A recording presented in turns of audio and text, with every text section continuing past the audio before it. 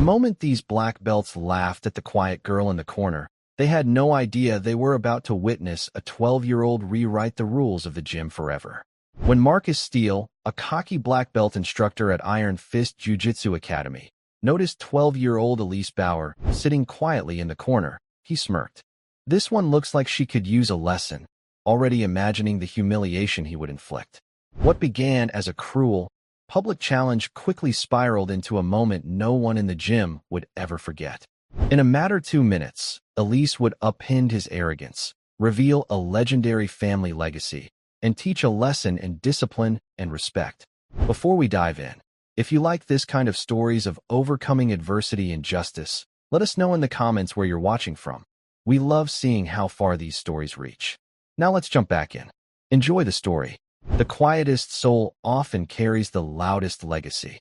The dojo smelled faintly of disinfectant and sweat, the kind that clung to old mats and wooden walls. Fluorescent lights hummed above, casting a pale glow over polished trophies that lined the shelves. A clock ticked steadily on the far wall, marking the rhythm of another ordinary afternoon. On the side bench, 12-year-old Elise Bauer sat in her blue GI. The fabric looked fresh, folded neatly across her shoulders. She held a book, its spine worn, corners frayed. Her small fingers traced each line carefully, though her eyes didn't seem fixed on the words. She had a habit of withdrawing into herself, like water settling into stone. Across the room, her guardian, Anna Bauer, Elise's aunt, a woman of 48, stood at the reception desk. She wore a plain white blouse tucked into gray slacks, her reading glasses balanced low on her nose. A clipboard rested in her hand, invoices clipped in a neat stack. Anna's tone with the receptionist was brisk, practical, softened only when she glanced back at Elise. "Stay put for a while, dear," Anna called, her voice carrying warmth over the low murmur of the room. "I'll only be a few minutes." Elise looked up, gave a small nod, and lowered her gaze again. Her pale blonde hair, tied back in a simple braid, slipped against the collar of her GI. Around her, older boys laughed and sparred in mock grips, the thud of bare feet on mat echoing through the air. Their voices rose in bursts of challenge and pride. Elise stayed quiet, tucked into her corner of stillness. An elderly man mopped the hallway just outside, his bucket sloshing with each movement. Parents gathered near the glass window, chatting about schedules, tournaments, and college hopes. Their words carried an undercurrent of competition Elise never seemed to share. She clutched her book tighter when the laughter grew louder on the mat. One boy tripped, and another shouted in victory. She remained where she was, small and almost invisible in the bustle of the dojo. Anna, finishing her discussion, leaned briefly on the counter. She adjusted her glasses, then looked toward Elise once more. "Wait here, quietly," she reminded, her words firm yet affectionate. Elise gave another soft nod, slipping further into her seat. The bench creaked beneath her slight frame. And so she sat, still, apart, a quiet figure against the noisy backdrop of the class. On the mat, the class gathered in neat rows. At the front stood instructor Marcus Vale, 42, his black GI trimmed with red stitching. Broad-shouldered, square-jawed, his presence filled the room with ease. When he spoke, his voice cut through chatter like a polished blade. "Focus, all of you," Marcus commanded, snapping his fingers once. The room hushed instantly. He moved with the calm certainty of a man used to being obeyed. His demonstration began with a favored student, Liam Carter, 15, tall for his age, muscles already defined. Liam's GI shimmered faintly with brand logos stitched along the sleeves. His father, Richard Carter, a man in a tailored navy blazer, watched proudly from the sideline, arms crossed, nodding with every move his son made. Marcus clasped Liam's wrist, demonstrated a throw, and let him roll neatly across the mat. "See that?" Marcus announced, lifting Liam's arm in triumph. "Balance, precision, confidence. That is what skill looks like." His words carried approval like a spotlight, warming the boy who basked in it. Parents along the glass smiled at Richard, offering polite congratulations. Richard returned each one with a small tilt of his chin, a man certain of his son's bright future. Meanwhile, Marcus leaned closer to Liam, his voice just loud enough for the others to hear. "Perfect work. No hesitation. Your discipline is rare. The praise was rich, drawn out, the kind that plants envy in other students' hearts. He stepped back, folding his arms, letting the silence stretch. The class shifted uneasily, each student hoping for similar recognition, but only Liam received the glow. Richard clapped once, sharp and proud, as though his son's triumph reflected his own. Marcus turned to the rest of the room, his voice swelling again. This is what separates the dreamers from the doers. Many of you think strength comes from reading or watching, but no, it is forged here, on the mat, through sweat, through sacrifice. His dark eyes swept across the gathered faces. True skill is not a story. It is blood, breath, and bruises. The words lingered in the room, heavy and deliberate. Children shifted under his gaze. Parents leaned in, eager to absorb the performance. Marcus straightened his back, the corners of his mouth lifting in satisfaction.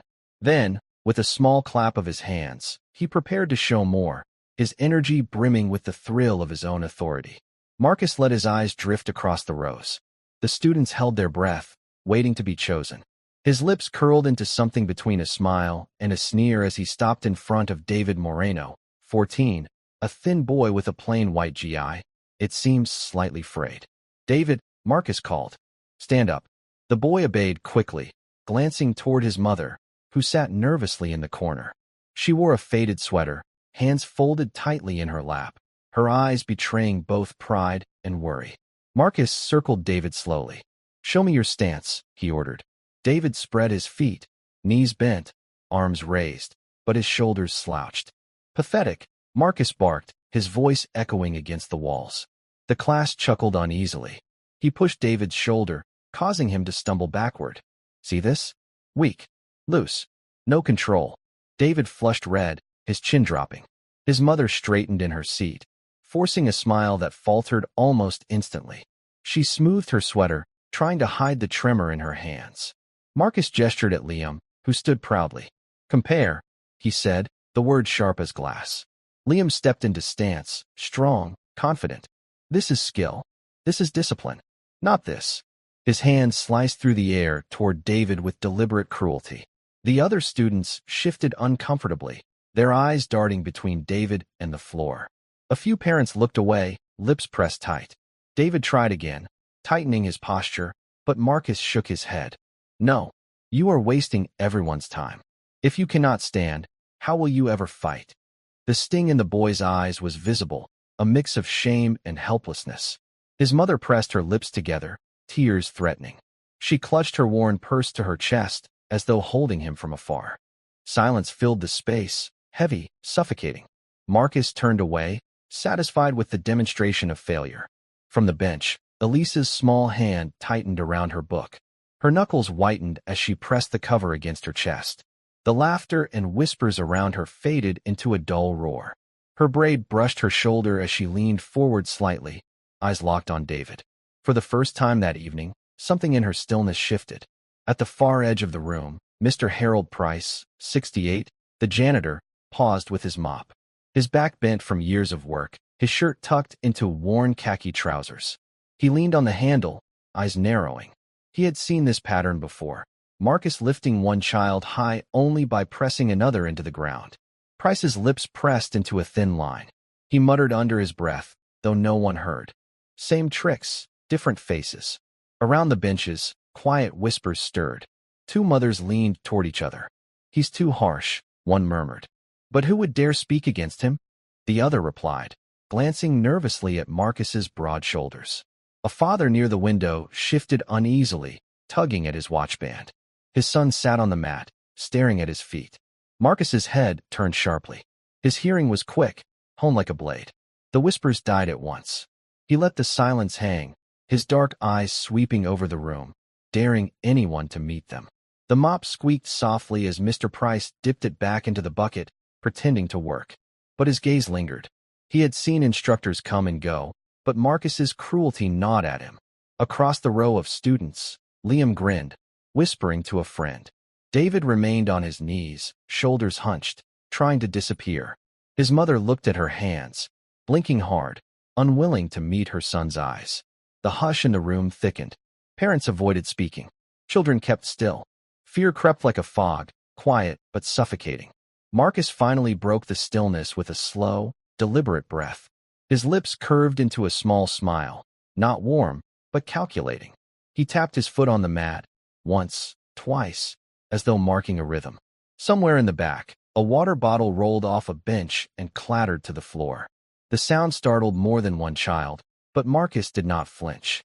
Instead, he let the noise fade, then began to walk again, measured, steady steps across the mat. His eyes scanned for another opportunity, for a new example, a fresh way to remind the room who held the power. And then his gaze stopped.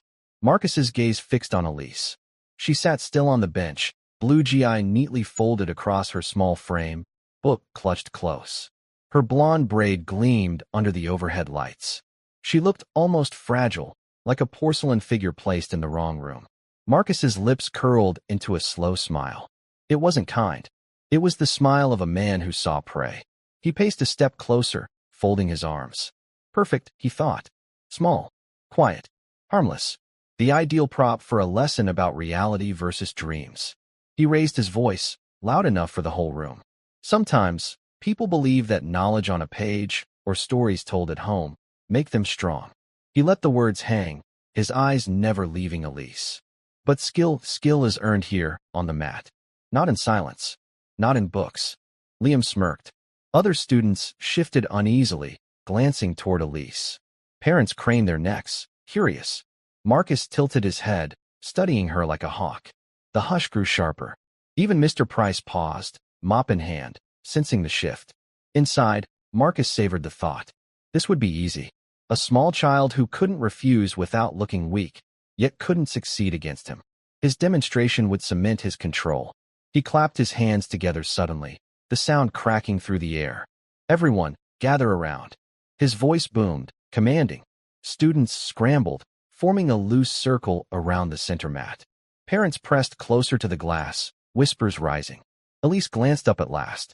Her blue eyes were calm, though her fingers pressed tight against the book's cover. She felt the weight of every stare on her. Marcus spread his arms theatrically. Today, we will see the difference between wishing and doing, between imagination and truth. His smile sharpened, and we will all learn from it. His gaze never wavered from Elise as he spoke. The circle tightened. The air grew thick. Elise remained where she sat, small and unmoving, but no longer invisible. Knowledge, he declared, sweeping a hand toward the benches, is not strength. Stories, books, daydreams, none of these will save you when it matters. He began pacing through the circle of children, each step measured, heavy. His bare feet pressed into the mat with certainty, the faint squeak punctuating his words. The room had grown still, the playful chatter from earlier vanished. Even the hum of the overhead lights seemed louder, more oppressive. Parents leaned forward against the glass, sensing something unusual. As Marcus spoke, his eyes returned to Elise. She sat motionless, the book balanced against her lap. Her braid slipped forward over her shoulder. Her hands did not tremble, though the book's spine bent slightly under her grip. Marcus gestured to Liam again, his favorite student. You see strength there, he said, his tone swelling. Hours of practice. Discipline. Effort. That is real. He turned, eyes narrowing on Elise. But sitting in silence? Pretending that reading makes you a fighter? That is nothing. A ripple of discomfort moved through the crowd. Detective Alan Reeves, 55, broad-shouldered and dressed in a brown sports coat, happened to be there watching his nephew train. His sharp eyes narrowed. He had seen men like Marcus before, men who loved the stage more than the truth. Nearby, a middle school teacher, Mrs. Fowler, 43, whispered under her breath. He's doing it again. Picking the quietest one. The parent beside her shifted uncomfortably, but said nothing. Elise finally lifted her gaze. Her blue eyes met Marcus's across the circle. She did not move, did not speak, but the slight turn of her head showed she had felt the shift in the room. Marcus spread his arms, smiling as though bestowing a gift. His voice softened into mock sweetness. Elise, isn't it? Come now. We'll make a lesson of it. Show everyone what you've learned from your little books. The air thickened with uneasy silence. Students' eyes darted to her, some pitying, some curious. Liam grinned, eager to see the spectacle. Stand up, Marcus called, his tone dripping false friendliness. His voice wrapped around her name like a noose. Don't be shy. Show us. And with that, Elise was no longer hidden. She had become the center of every gaze in the room. Marcus waited, arms folded, the small smile never leaving his face. The circle of students grew restless. The sound of bare feet shifting against the mat whispered through the silence. Anna, Elise's aunt, realized too late what was happening. She rose quickly from the reception desk, her clipboard clattering against the counter. "Excuse me," she called, her voice tense. "This is unnecessary. She's only a child." Parents turned their heads, but no one moved to support her. A few even stepped sideways, forming a wall that blocked her path to Elise. Not deliberate, perhaps, but no less effective. The gathering itself had become a barrier. "Come now," Marcus said smoothly, ignoring Anna entirely. "It's harmless. A little demonstration. The best way to learn." Anna's voice sharpened. "She is not part of this class." "Every lesson," Marcus replied, his tone hardening, "belongs to the whole room." Elise glanced toward her aunt. Their eyes met briefly. Anna's lips pressed tight, a silent plea. But Elise understood something deeper in that look: love, fear, and the weight of helplessness. A boy in the circle, younger than the rest, whispered, "You don't have to." His words were swallowed quickly by the tension, but Elise heard them. Slowly, deliberately, she closed her book. The sound of the cover snapping shut echoed louder than it should have in the quiet room. She set it beside her on the bench, smoothed the fabric of her GI, and rose to her feet. The circle widened slightly to make room. Elise walked forward with measured steps, her small frame swallowed by the open space of the mat. The hum of the lights above seemed to grow louder with each step. She stopped in the center, facing Marcus. Her hands hung loosely at her sides. Her expression gave away nothing. From the sidelines, Anna pressed both palms flat against the counter, her knuckles white. "Please," she whispered, unheard in the crowd. Elise stood waiting, silent, swallowed by the moment, David against Goliath. Marcus adjusted the belt at his waist, smiling broadly, a performer before his audience. A door creaked open at the back. Mr. Keller, the gym owner, 61, stepped out of his office. He wore a neatly pressed polo tucked into slacks, clipboard under his arm. His thinning gray hair framed a face marked with worry lines. He paused, frowning as he took in the unusual silence. "What's going on here?" Keller asked, his voice sharp but uncertain. His eyes landed on Marcus and then on Elise, small, alone in the middle of the mat. Marcus's smile widened, instantly disarming. "Just a friendly demonstration," he said smoothly, spreading his arms as if welcoming scrutiny. "No harm. The students learn best by seeing what works and what doesn't." Keller hesitated. His gaze flicked toward Anna, who was standing rigid at the counter. She gestured quickly, her voice rising. "Stop this now. She's not part of this class." Parents near Keller shifted, murmuring among themselves. One father cleared his throat, but fell silent when Marcus's eyes swept in his direction. Marcus chuckled softly, clapping his hands once. "It's nothing dangerous, I assure you. The girl will see how true skill is different from imagination. That's all. An important lesson." Keller's jaw tightened. He looked at Elise, then at the crowd pressing closer to the glass. He knew the situation was wrong, but Marcus had been the gym's star attraction for years.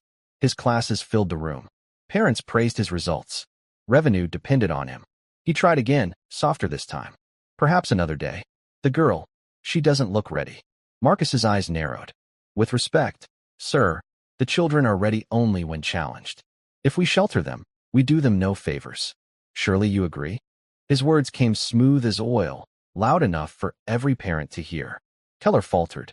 His lips parted, but no words came. At last, he sighed and stepped aside, murmuring, "Keep it safe, Marcus." Anna's voice broke. "Safe? This isn't safe."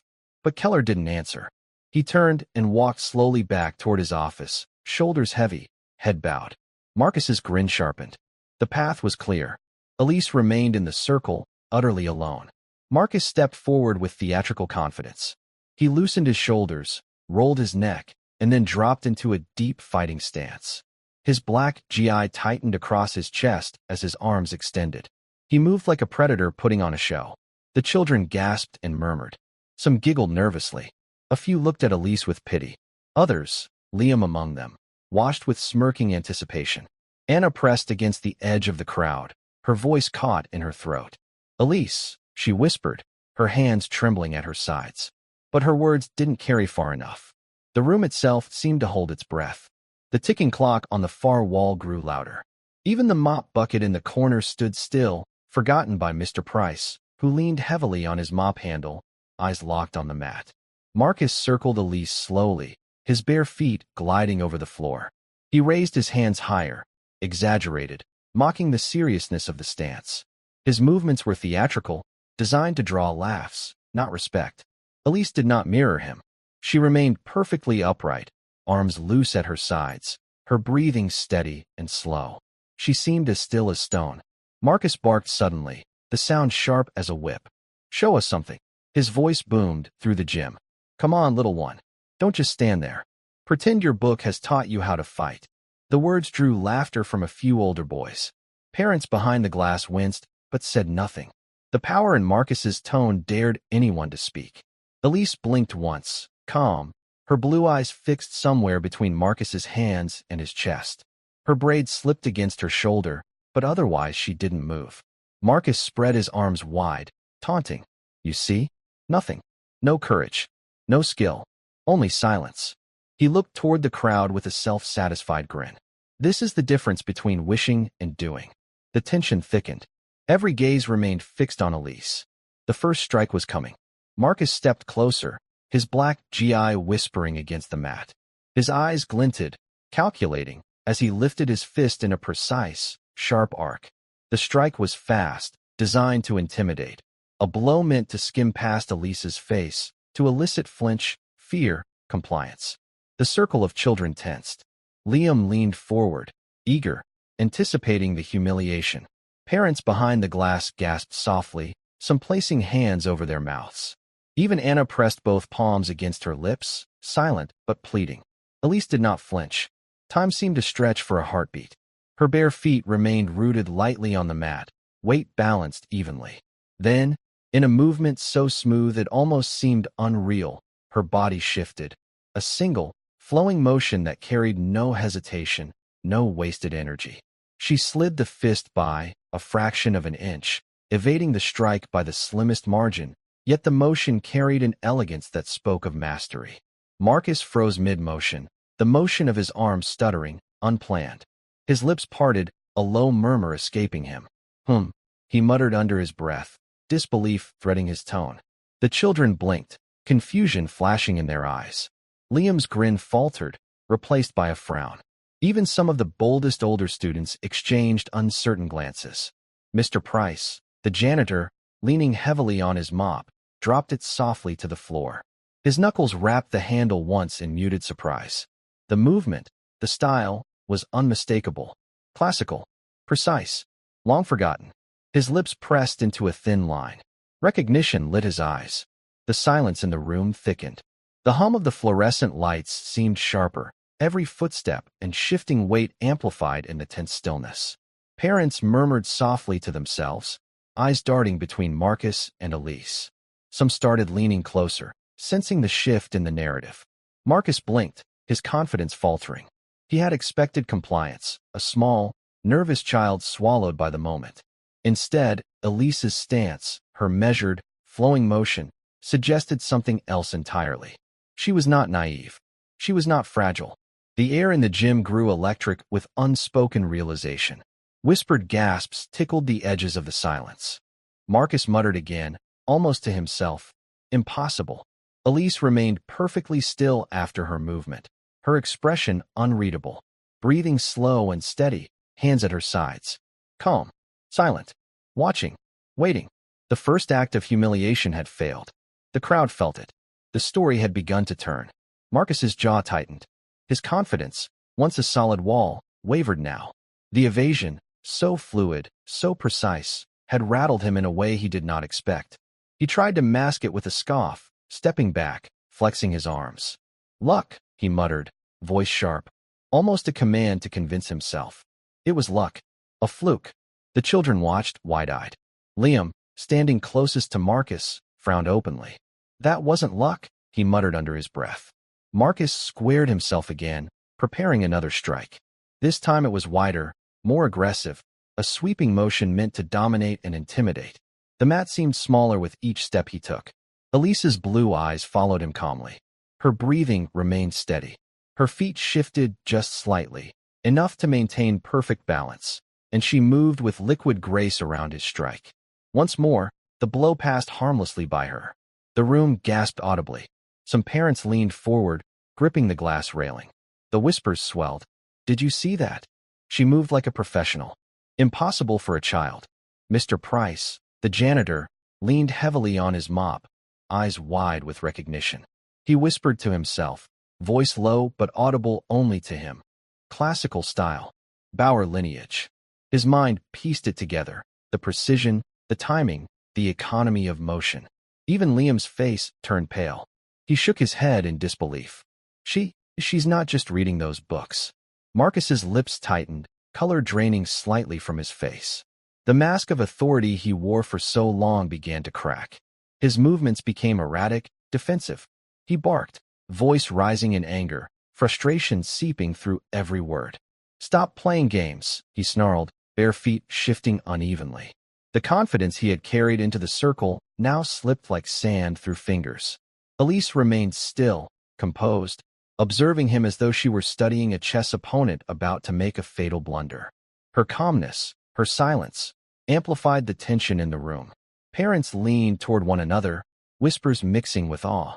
The children froze, understanding instinctively that something monumental was unfolding. Marcus's authority, the aura of dominance he had wielded for years, was beginning to collapse in real time. The first real crack in his armor had appeared, and Elise, silent and small, stood at the center, the eye of the storm. Marcus's chest rose and fell in sharp, uneven breaths. He glared at Elise, expecting fear, hesitation, maybe even tears. None came. Then, for the first time since the confrontation began, Elise spoke. Her voice was calm, steady, clear. "Why would I fight you?" she asked, almost softly. Yet every word cut through the tension like a knife. The circle of students froze. Parents leaned closer to the glass. Even Liam's mouth fell open. Marcus blinked, momentarily speechless. "I don't need to prove strength," Elise continued, her blue eyes steady on Marcus. "You target children because it makes you feel important. But it isn't strength. It's cruelty." Her words hung in the air, echoing off the walls. She did not yell. She did not rage. There was no dramatic flourish, only truth, quiet and undeniable. The murmurs began almost imperceptibly at first. Then, one parent whispered, "She's right." Another nodded subtly. Children glanced at each other, realization dawning. Even Liam's confident posture faltered. Marcus's lips parted, as though to respond, but no words emerged. His face went pale under the overhead lights. Anger flickered in his eyes, but it was accompanied by something he had not anticipated, doubt. Anna pressed her hand over her mouth, a silent exhale of relief. Mr. Price's hands gripped his mop handle tightly. He nodded slowly, recognition in his eyes. The whispers grew louder. "He's a bully," one parent said. "I knew it," another added. Marcus's throat worked. He opened his mouth again, but his usual sharp, commanding tone was gone. The room no longer feared him. It watched, measured, critical. Elise did not advance or step back. She stood her ground, small yet immovable, the quiet authority of truth radiating from her posture. "Your lessons are not lessons," she said simply. "They are excuses to make others feel weak so you feel strong. That is not skill. That is not respect. That is fear." Gasps and murmurs ran through the room. The parents behind the glass exchanged glances of understanding. The children's eyes widened, absorbing the revelation. Marcus's confident facade crumbled completely. He had expected to dominate, to humiliate, to assert power. Instead, he found himself exposed before an entire gym, challenged not by strength, but by integrity.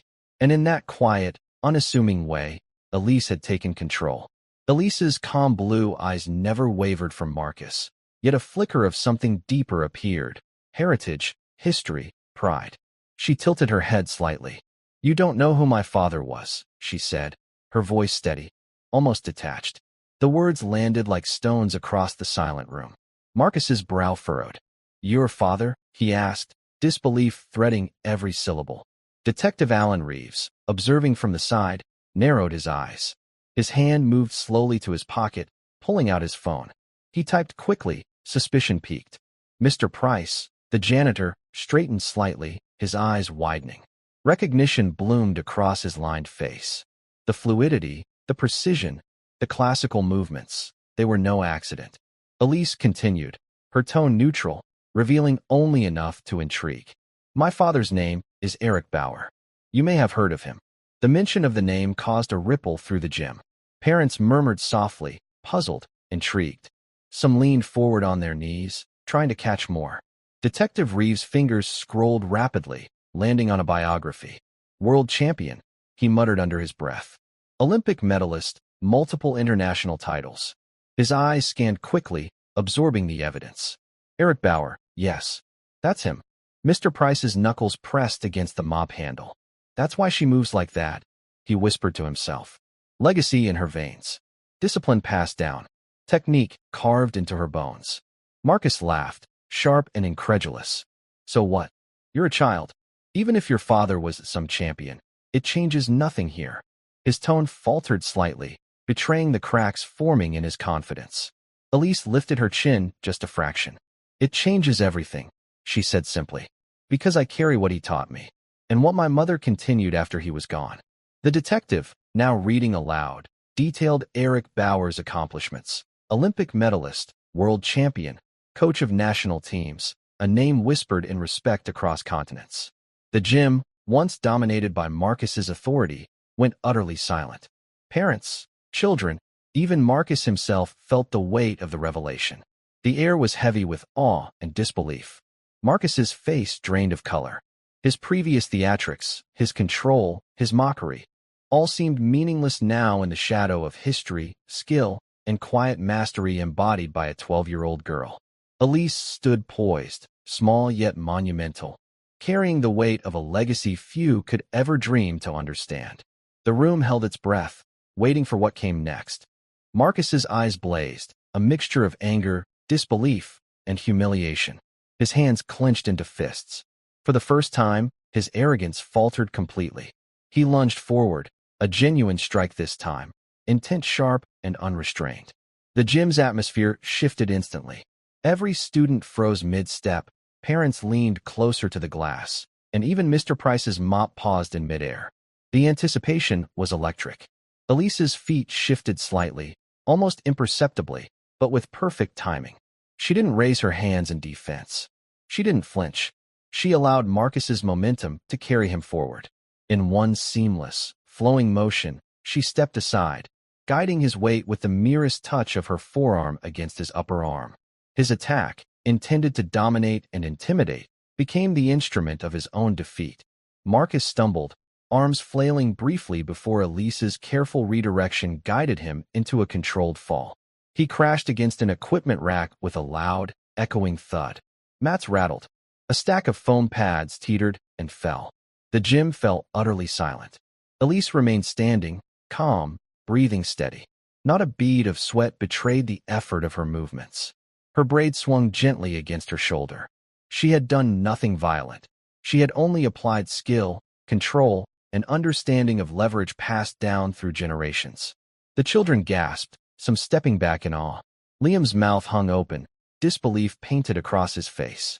Parents exchanged stunned glances. Detective Reeves pressed his hand over his mouth, whispering, "Incredible, she didn't strike him once, and he's down." Mr. Price lowered his mop slowly, a quiet nod to the perfection of what he had just witnessed. Even Anna, pale and tense moments ago, pressed her hands to her lips, eyes wide with pride. Marcus lay sprawled on the floor, chest heaving, eyes wide. His face flushed from exertion and shock. The reality of the reversal hit him. His aggression had been turned against him, not through strength, but through mastery. Elise stepped lightly toward him, her blue GI brushing softly against her legs. She extended her hand, not in triumph, but in quiet concern. "Are you hurt?" she asked simply. Her voice was calm, almost maternal, contrasting sharply with the chaos that had just unfolded. The room held its breath. The defeated man on the floor, the child in blue, and the entire gym seemed to pause in recognition. Authority and intimidation were no match for skill, discipline, and composure. In that moment, victory had been claimed, not with pride or fury, but with restraint and quiet mastery. Marcus lay sprawled, chest rising and falling rapidly, face pale and sweat-matted hair plastered to his forehead. His confidence, once a wall, had crumbled entirely. Fear flickered in his eyes, brief, raw, and undeniable. Elise stepped closer, slow and deliberate. She did not smile, nor did she boast. Instead, she extended her small hand toward him. Her blue eye swayed slightly as she held out her palm, calm and composed. "Are you hurt?" she asked softly, her voice carrying more authority than any shout. Her question was gentle, but it bore the weight of moral certainty. Marcus's lips parted, but he could not respond immediately. He stared at the hand, at the small figure of the girl who had just bested him without striking a single blow. His ego, fragile and wounded, struggled to assemble words. Parents and children began to murmur, slowly, softly at first, then growing louder. "Did you see that?" one father whispered to his wife. "She didn't even hit him, and he's down." Mr. Price, the janitor, leaned on his mop, nodding slightly. "Perfect control," he murmured, more to himself than anyone else. "No wasted effort. Discipline, timing, legacy." Detective Reeves stepped forward cautiously, shaking his head in disbelief. "I've seen a lot," he said softly, voice carrying over the quiet crowd. "But nothing like that. She's incredible." Even Liam, the favored student, stood frozen, mouth slightly open. He glanced between Elise and Marcus, realization dawning slowly. The hierarchy he had once admired now felt hollow, overturned. Anna, pale but relieved, let out a soft breath. She glanced at Elise, eyes glistening. You handled that perfectly," she whispered, almost to herself. Marcus, finally finding a voice, rasped, I'm fine." His pride had been shattered. He flinched slightly as Elise gently helped him to his feet, guiding him upright with a firm yet considerate grip. The crowd remained still, watching the quiet act of compassion unfold. Elise's gesture, simple and unassuming, had not only demonstrated skill, but character. She had claimed victory morally as well as physically. As Marcus steadied himself, accepting the offered hand, the room seemed to exhale collectively. Awe, relief, and a dawning respect filled the air. Elise had shown them something greater than strength, restraint, grace, and the courage to rise above cruelty. The moment lingered. The gym had witnessed more than a confrontation. It had witnessed a transformation in understanding and in respect. Marcus, still recovering from his fall, sat on the edge of the mat, chest heaving, while Elise's gaze swept across the circle of students and parents. Detective Reeves, kneeling slightly to get a closer look, finally broke the silence.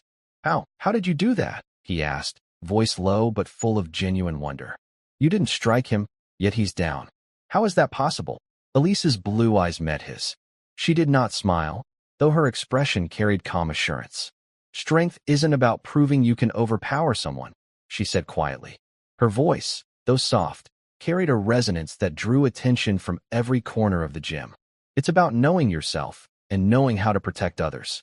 The stronger you are inside, the less you need to strike outwardly." Mr. Price nodded slowly from the corner. "That's right," he whispered, almost to himself. "Control, discipline, power used with intention." Anna stepped closer, brushing a loose strand of blonde hair from Elise's face. Her voice carried warmth tinged with pride. "Your father taught you well," she said. "And after he passed, your mother continued his lessons. That discipline, that quiet mastery, it comes from years of patient training." Elise shifted slightly, standing tall in her blue eye. "He trained me to respect strength," she said, "to understand its weight, to know that real power comes not from fear, but from self-discipline, and from protecting those who cannot defend themselves." Detective Reeves, frowning with concentration, typed quickly on his phone, confirming the details of Elise Bauer's legendary career. "I see now," he murmured. "This isn't just talent. This is a legacy." Marcus, still catching his breath, muttered under his voice, almost to himself, "I've been doing it all wrong." His eyes flickered with something unfamiliar, self-doubt. For the first time, he seemed to understand that strength without wisdom was hollow, and intimidation without discipline was fragile. Elise's gaze returned to the crowd of children and parents. Martial arts, she continued, voice gentle but firm, is about protection, not pride. It's about lifting others, not lowering them. Anyone can strike, but not everyone can stand, calm and silent, while doing the right thing. The parents whispered among themselves, nodding. Children glanced at each other, absorbing the lesson without words. Even Marcus, humbled and quiet, seemed to recognize the magnitude of what he had witnessed. In that moment, the philosophy of strength was clear. True power was not measured by dominance, but by restraint, wisdom, and the courage to act with integrity. 2 days later, sunlight streamed through the office windows of the gym. The room smelled faintly of cleaning supplies and polished wood. Elise sat beside her aunt, Anna, on a leather sofa, her blue GI neatly folded over her knees. Across the desk, Mr. Keller, the gym owner, shuffled papers nervously. His fingers tapped a rhythm on the polished surface. Detective Reeves stood to one side, observing quietly, his notebook in hand. "Here's the situation," Keller began, voice tense. "The complaints from parents, the videos from class, the fallout from Marcus's behavior. Everything has reached a point where change is necessary. I didn't act fast enough before. That's on me." Elise's expression remained calm. She nodded slightly, her eyes steady. Keller continued, glancing at the detective for reassurance. "I've been thinking about the youth program. Marcus can no longer lead. It's clear the environment needs guidance, proper discipline, and a focus on the philosophy of strength, not intimidation." Detective Reeves cleared his throat. "You saw her demonstration. Elise has not only the skill, but the temperament. She understands what the training is meant to instill: discipline, self-control, respect. She embodies the values the program should teach." Keller looked down at the folder on his desk, flipping it open. Inside were letters from parents, requests, and petitions. Their handwriting neat or hurried, all spoke the same message. They wanted their children to learn under Elise's guidance. Anna's hand rested lightly on Elise's shoulder. "She's ready," Anna said softly. "She's been ready all along. It's just a matter of trusting her." Keller's eyes scanned the pages, then lifted to Elise. "I want you and your aunt to take over the youth program," he said finally. "Not just temporarily. I want a full transition. These children, they need someone like you." Elise's gaze swept the room. She felt the weight of responsibility settle over her small frame. She did not flinch. Her voice, calm and sure, carried across the office. "We'll do it," she said. The detective allowed himself a small, approving nod. Keller exhaled slowly, a mixture of relief and apprehension in his expression. He carefully placed the folder back on the desk. Outside, the gym buzzed with normal activity, unaware that the very foundation of its future had just shifted. The youth program, once dominated by fear and intimidation, would now reflect a new philosophy, discipline guided by wisdom, strength tempered with compassion. The path was set. Elise, quiet yet formidable, would now lead. Elise and Anna were at home that evening, the kitchen light casting soft shadows across the wooden floor. Elise's blue GI lay folded on a chair, the familiar weight of discipline momentarily set aside. A sharp knock at the door made Anna tense. "Who could that be?" she murmured, moving cautiously. Elise stood, small but poised, and walked to the door. Through the peephole, she saw Marcus standing there, his posture hesitant, shoulders slightly hunched. Behind him, a woman she didn't recognize, a sister or perhaps a motherly figure, stood as a mediator. Her expression was calm but firm. Anna opened the door slightly. "Marcus, what? Why are you here?" Marcus swallowed, gaze flicking between Elise and her aunt. I owe you an apology," he said quietly. His voice lacked its former arrogance. "I came to say I'm sorry for what I did, for the way I treated you in class. You didn't deserve it." Elise remained silent, her expression measured. Her eyes studied him, calm but assessing. The woman behind him stepped forward. "He's sincere," she said.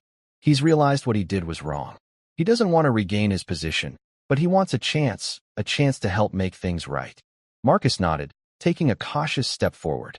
"I know I can't undo what happened. I just want to contribute now, under your guidance. To help the children, not hurt them." Anna's lips pressed together in doubt. "Why should we trust you?" she asked softly. Her voice carried years of protectiveness, worry threading every syllable. Elise studied Marcus for a long moment. She remembered the fall, the fear, the humiliation he had caused others. And yet, she recalled her father's teachings. True martial arts was not just about strength, but about offering second chances when repentance was genuine. Slowly, she nodded. "If you are serious," she said quietly, "then you will follow the rules. You will learn, and you will put the children first. Not yourself, not pride, not ego." Marcus's eyes brightened with relief and gratitude. "I will," he promised. "I will do whatever it takes." The woman smiled, relieved. Anna exhaled slowly, tension easing. Elise stepped back, letting Marcus enter. The beginning of an unlikely alliance had taken root. One forged not by fear, but by accountability, humility, and the willingness to change. Outside, the night was calm, yet inside, a transformation had begun, a chance for healing and the restoration of integrity. The next morning, Elise's home was quiet but purposeful. Sunlight spilled across the living room, illuminating the neatly folded blue GI on a chair and a small, worn training journal on the table. Anna crossed her arms, skepticism clear in her eyes. "I still don't know if we should let him in," she said, glancing at Marcus, who sat politely on the sofa, hands folded, head lowered. His posture was tentative, cautious. Elise, standing tall despite her small frame, shook her head slowly. "He wants to make amends. That's the first step. We can guide him, teach him what true martial arts means." Her voice was calm, measured. "Strength without wisdom hurts others. Discipline without compassion is empty." Marcus lifted his eyes, gratitude and humility shining through. "I understand," he said softly. "I never realized what I was doing. I want to learn. I want to make this right." Anna's lips pressed tight, but Elise's gaze softened. She remembered her father's words. The measure of a person is not in their mistakes, but in their willingness to correct them. Elise gestured toward the mat corner in the living room, where a small padded area had been set up. "Show me," she said simply. "Not to prove anything, not to show skill. Show me you are ready to change. Control, respect, awareness." Marcus nodded, taking a deep breath. He moved cautiously through simple drills Elise demonstrated. Her eyes never left him, correcting posture, guiding movements, instilling patience. He faltered, stumbled once or twice, but she adjusted him with gentle, firm guidance. After some time, she stepped back, letting him complete a fluid motion without interference. He executed it carefully, aware now not of dominance, but of balance and intention. A small nod from Elise signaled approval. Tears formed in Marcus's eyes, but they were not of shame, of relief. He realized the depth of responsibility he had carried lightly before. Elise had given him the chance to rebuild, to be better, to honor what martial arts truly meant. Anna exhaled slowly, a smile tugging at her lips. I see it now," she said. "You're serious. He's sincere." Marcus's shoulders relaxed, humility settling fully into him. "Thank you," he whispered. "I won't waste this chance." Elise's expression softened. "It's not about thanks. It's about doing what's right. Let the children see that even someone who has been wrong can learn to do right. That is the strength that matters." And in that quiet, sunlit room, the first steps toward healing and atonement were fully underway. 2 weeks later, the gym had transformed. Sunlight poured through newly cleaned windows, warming the polished wood floors. Posters adorned the walls, carrying phrases like "discipline is compassion" and "strength protects, not intimidates." The air smelled faintly of disinfectant and freshly laundered GIs. Elise stood at the front of the room, small but commanding in her blue GI. Her braid hung neatly over one shoulder. Children lined up on the mats, some nervous, some excited, all curious. Parents observed from the side, leaning against the rail, eyes bright with anticipation. Marcus knelt quietly near the back, setting up mats and arranging training equipment. His black GI was clean, his posture subdued. Though no longer the center of attention, he worked with care, demonstrating respect for the new order. "Today, we begin differently," Elise said, voice calm and deliberate. The room grew still. "We start by learning how to move safely, respect our partners, and understand our own strength." Children mimicked her movements, bending, stepping, shifting weight. Elise corrected gently, her hands guiding lightly. Keep your balance. Breathe. Observe, then act. A previously timid student, Mia, trembled slightly as she attempted a basic roll. Elise knelt beside her, demonstrating slowly. It's okay to be afraid. You're learning. Control comes first. Mia's eyes brightened, and she completed the roll successfully. A ripple of applause and quiet cheers followed. Parents exchanged glances, some visibly moved. The energy was different from Marcus's classes. There was no fear, no mockery, only concentration, encouragement, and growth. Marcus observed silently, occasionally assisting a child who struggled. When a mistake was made, he corrected gently, under Elise's guidance, showing patience he had never displayed before. He met Elise's gaze once, nodding slightly, acknowledging her leadership and the shift in his own approach. Elise paused, scanning the room. Remember, she said softly, strength isn't about overpowering someone. It's about helping them stand taller than they thought possible. Today, we lift each other up. The children nodded eagerly. Some repeated the phrase aloud, as if committing it to memory. The gym buzzed, not with fear or anticipation of humiliation, but with the quiet thrill of learning, of mastering skills, of belonging. By the end of the session, smiles were everywhere. Parents whispered their amazement, children laughed, and Marcus, quietly in the corner, wiped down a mat, humbled but learning. A new era had begun, not with confrontation or dominance, but with wisdom, compassion, and disciplined guidance. 6 months later, the sun shone over the town square during the annual community festival. Booths lined the streets, music floated through the air, and laughter mixed with the scent of fresh pastries and flowers. The martial arts program Elise had rebuilt was holding a public demonstration at the center stage. Children in neatly pressed blue GIs formed a line on the mats, facing the small crowd. Their movements were confident, precise, and deliberate, skills learned under Elise's guidance. Each step, roll, and stance carried the calm authority and discipline she had instilled.